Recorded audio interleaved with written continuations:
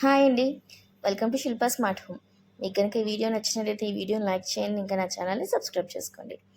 ఈరోజు ఈ ఈ వీడియో వచ్చేసి మనకు స్వర్ణగిరి వెంకటేశ్వర స్వామి టెంపుల్ ఉంది కదండి, అక్కడికి ఎలా వెళ్ళాలి, అక్కడ అసలు ఏమేమి ఉంది, ఇదంతా కూడా ఈ వీడియోలో నేను చూపిస్తాను. మొత్తం కంప్లీట్ ఇన్ఫర్మేషన్ కోసం వీడియో మొత్తం చూడండి, అప్పుడు మీకు నీట్గా అర్థమవుతుంది. మేమైతే హైదరాబాద్ నుంచి వచ్చామండి స్వర్ణగిరి టెంపుల్ చూసేదానికి.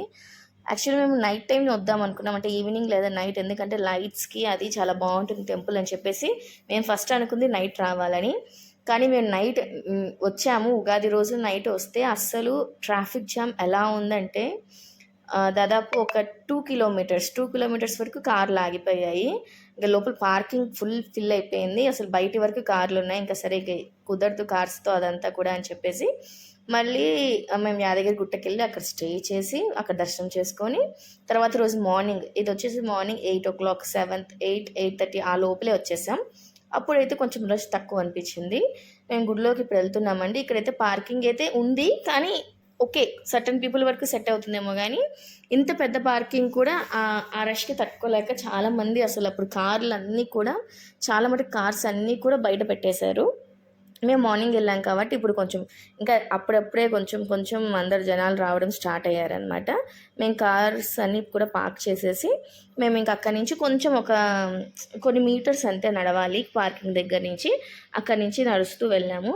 అసలు ఆర్కిటెక్చర్ గురించి మాట్లాడుకుంటే మాత్రం అసలు సూపర్ ఉందండి టెంపుల్ అయితే మాత్రం. మెయిన్ ఏంటంటే ఇంకో ఈ టెంపుల్కి ఇంకా సరిగ్గా రోడ్స్ అనేటివి పూర్తిగా లేవు. రోడ్స్ అంతా కూడా కొంచెం మనకి మట్టి రోడ్లు అంటారు కదా, అలాగే ఉన్నాయి. ఇంకా కంప్లీట్గా రోడ్స్ అవన్నీ కూడా చేయలేదు. ఇంకా గుడి స్టార్టింగ్లోనే ఇక్కడ మన ఫ్రంట్లో ఇలాగా శంకు చక్రనామాలు పెట్టేసి పెద్ద పాదాలు ఉంటాయండి. అసలు ఇక్కడ కెమెరా వీడియోలో కనిపించేది అంతా కూడా నాకు తెలిసి 5% కూడా అక్కడ రియాలిటీకి సెట్ అవ్వదన్నమాట. అంత బాగుంది అక్కడ మొత్తం అంతా కూడా చూసేదానికి టెంపుల్ అదంతా. ఇక్కడ పైకి వెళ్ళేదానికి స్టెప్స్ ఉంటాయండి. ఇక్కడ 108 స్టెప్స్ ఉంటాయి. ఈ 108 స్టెప్స్కి మనకి సైడ్స్లో మధ్యలో అక్కడక్కడ మనకి దశావతారాలు అంటారు కదా, అలా దశావతారాలు విగ్రహాలన్నీ కూడా నాకు తెలిసి ఇవి మార్బుల్ అని నేను అనుకుంటున్నాను. అంటే ఆ కలరు ఆ టెక్స్చర్ అవన్నీ చూసి నాకు మార్బుల్ అనిపించింది. ఇలాగ ప్రతి ఒక 108 స్టెప్స్ దగ్గర అక్కడక్కడ గ్యాప్ ఇచ్చేసి దశావతారాలు ఒక్కొక్క అవతారం అనేది మనకు పెట్టారు. మెయిన్ ఇక్కడ మాట్లాడుకోవాల్సింది విగ్రహాల గురించి అండి. విగ్రహాలు అయితే మనం దగ్గర నుంచి చూస్తే, దూరం నుంచి చూసినా, ఎక్కడి నుంచి చూసినా కానీ ఫేస్లో ఆ కళ, ఏ దేవుడికైనా ఫేస్లో ఆ కళ అనేది ఉంది. చెక్కడం చాలా బాగా చెక్కారు. అసలు చెప్తున్నాను కదా, ఇక్కడ విగ్రహాల గురించి కానీ ఆర్కిటెక్చర్ గురించి కానీ ఎంత మాట్లాడుకున్నా తక్కువే, అంత బాగుంది ఆర్కిటెక్చర్ అంతా కూడా.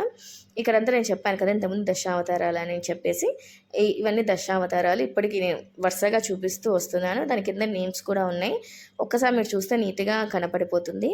ఇంకా నెక్స్ట్ ఇన్ఫర్మేషన్ ఇవ్వాలంటే ఇది మనకు హైదరాబాద్ నుంచి 50 to 60 కిలోమీటర్స్ వస్తుందండి. ఇంక్లూడింగ్ ఓఆర్ఆర్ కూడా మనము వేసుకుంటే మనకు ఒక 50 to 60 కిలోమీటర్స్ వస్తుంది. ఒక 1 hour 1.5 hour based on traffic ప్రకారం మనకి వేరియేషన్ వస్తుంది.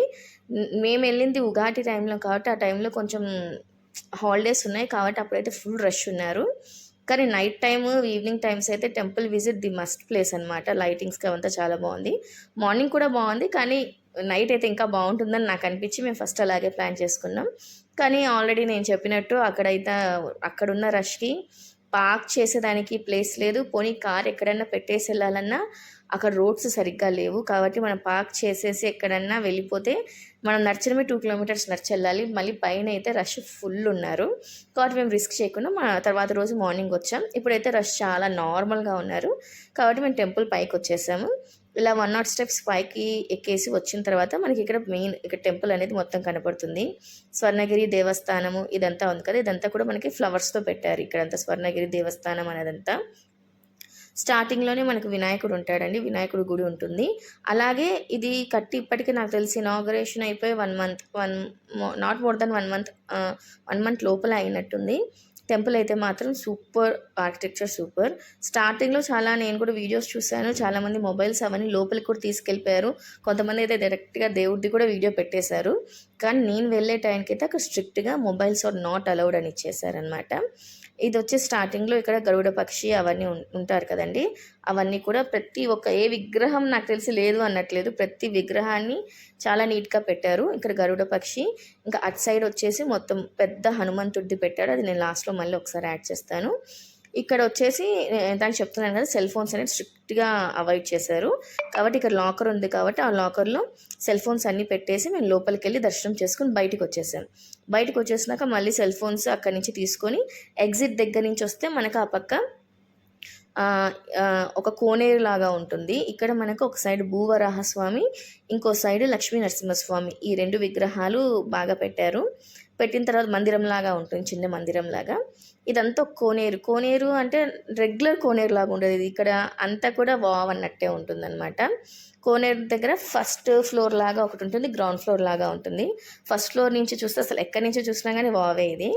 ఫస్ట్ ఫ్లోర్ నుంచి చూస్తే కిందంతా వాటర్ ఉంటుంది, వాటర్ మధ్యలో విష్ణుదేవుడు శేషనాగుపై పనుకొని ఉన్నట్టు ఒక పెద్ద విగ్రహం ఉంటుంది. ఆ వాటర్ కానీ, ఆ కలర్ కానీ, అసలు ఆ వైబ్ కానీ అసలు సూపర్ ఉన్నింది అక్కడైతే. ఇదంతా కూడా నేను ఫస్ట్ ఫ్లోర్లో తీసాను అనమాట, ఈ వీడియో అంతా కూడా ఫస్ట్ ఫ్లోర్. మన తర్వాత కిందికి వెళ్ళి కూడా కవర్ చేశాను. ఎన్ని ఫోటోలు తీసుకున్నా తక్కువే అనిపించింది. ఇక్కడైతే విగ్రహం అయితే చాలా చాలా బాగుంది. ఇలాగా స్టార్టింగ్లో ఇక్కడ వాటర్ పెట్టలేదు అనుకుంటాను, నేను ప్రీవియస్ కొన్ని యూట్యూబ్ వీడియోస్లో చూస్తే అప్పటికి ఇంకా వాటర్ పెట్టలేదు. నేను వెళ్ళినప్పుడు అయితే వాటర్ పెట్టారు. మెయింటెనెన్స్ వైజ్ కూడా చాలా బాగుంది, అంటే కొత్తదే కాబట్టి మెయింటెనెన్స్ ఇలా ఉందేమో, అంటే ఇంకా కూడా ఇలాగే ప్రొలాంగ్ చేస్తే చాలా మంచిది. మెయింటెనెన్స్ అయితే సూపర్గా ఉంది. వాటర్ కలర్ చూస్తేనే మీరు చెప్పేసుకోవచ్చు ఎంత బాగుంది మెయింటెనెన్స్ అదంతా కూడా. ఇక్కడ ఈ కోనేరు వచ్చేసి జల వెంకటేశ్వర స్వామి అని సంథింగ్ ఏదో లేబలింగ్ ఇచ్చారు, నేను మర్చిపోయాను. జల వెంకటేశ్వర స్వామిని అనుకుంటున్నాను, లేదంటే విష్ణుమూర్తి అలాగేదో ఇచ్చారు టైటిల్, నేను అక్కడ లేబుల్ ఇచ్చారు, నాకు అంత మర్చిపోయాను. నేను కిందికి వచ్చేసినాక ఇలాగ ఇక్కడ జస్ట్ అట్లా ఒకసారి మీకు వీడియో చూపిస్తున్నాను. ఇక్కడ కూడా 4 సైడ్లు అంటే విగ్రహానికి ఎడ్జస్ట్లో ఉన్న 4 సైడ్స్ కూడా చిన్న చిన్న మందిరాలలాగా కట్టేసి దాంట్లో కూడా మనకి విగ్రహాలు, దేవుని ఇలాగ టెంపుల్ అంతా కూడా ఉంటుందండి. చాలా ఆర్కిటెక్చర్ వైజ్, విగ్రహాల వైజ్ సూపర్ ఉంటుందన్నమాట. ప్రతి ఒక్క విగ్రహం కూడా చాలా కళగా ఉంటుంది. ఇంకా లోపలికి వెళ్తే మనకు వెంకటేశ్వర స్వామి, అమ్మవార్లు అలా అంతా మొత్తం ఉంటారు. ఇంకా టికెట్స్ వాటన్నిటికీ వస్తే మనకి ఫ్రీ దర్శనం ఉంది. ఫ్రీ దర్శనం కాకుండా 50 రూపీస్ టికెట్ అంటారు కదా, 50 రూపీస్ అంటే నార్మల్ టికెట్, ఫ్రీ దర్శనం కాకుండా ఇంకొంచెం బెటర్ అది ఉంది. అలా కాకుండా 1000 రూపీస్ది డొనేషన్ ఒకటి ఉందండి. ఆ డొనేషన్ దాంట్లో 1000 రూపీస్ వెళ్తే మనకు చాలా త్వరగా దర్శనం అయిపోతుంది. వితిన్ నాకు తెలిసి 10 మినిట్స్లో అయిపోతుంది. వాళ్ళు అక్కడ మనకు ఒక దేవుని పటం కూడా ఇస్తారు. ఇదేనండి వీడియో, నాకు తెలిసిన ఇన్ఫర్మేషన్ అంతా కూడా షేర్ చేస్తానండి. ఇంకేమైనా డౌట్స్ ఉంటే మీరు కమెంట్ సెక్షన్ ద్వారా కూడా నన్ను అడగచ్చు. మీరు కూడా ఒకసారి విజిట్ చేయండి, ఇది must visit temple. Thank you.